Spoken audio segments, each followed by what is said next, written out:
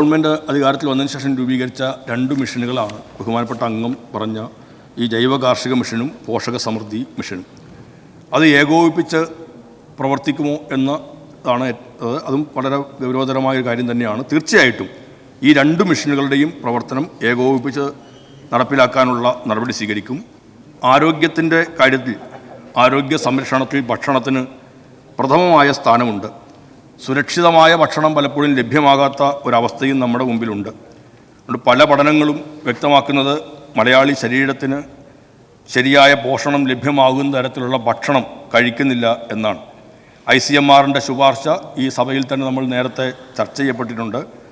പച്ചക്കറികളും പഴവർഗ്ഗങ്ങൾ, കിഴങ്ങുവർഗ്ഗങ്ങൾ എന്നിവയുടെ ഉപയോഗം Indian council of medical research പറഞ്ഞിരിക്കുന്ന ശുപാർശയ്ക്കൊപ്പം എത്തിക്കാൻ നമുക്ക് കഴിയുന്നില്ല എന്നുള്ളതൊരു യാഥാർത്ഥ്യമാണ്. അതിനെ കൂടി ലക്ഷ്യം വെച്ചുകൊണ്ടാണ് പോഷക സമൃദ്ധി മിഷൻ്റെ പ്രവർത്തനങ്ങളിലേക്ക് ഏർപ്പെട്ടിരിക്കുന്നത്. അപ്പോൾ ഇതിനെല്ലാം ആവശ്യമായ ഉൽപ്പന്നങ്ങൾ ഉൽപ്പാദിപ്പിച്ച് ജനങ്ങളിലേക്ക് എത്തിക്കുക എന്നത് ഈ മിഷൻ്റെ പ്രവർത്തനത്തിൻ്റെ ഭാഗമാണ്. ആരോഗ്യകരമായ ജീവിതത്തിന് വിഷരഹിതവും പോഷക സമൃദ്ധവുമായ ആഹാരം അത്യന്താപേക്ഷിതമാണ് എന്ന കണക്കിലെടുത്തുകൊണ്ട് ഈ 2 മിഷനുകളുടെയും പ്രവർത്തനം ഏകോപിപ്പിച്ച് നടപ്പിലാക്കുന്നതായിരിക്കും.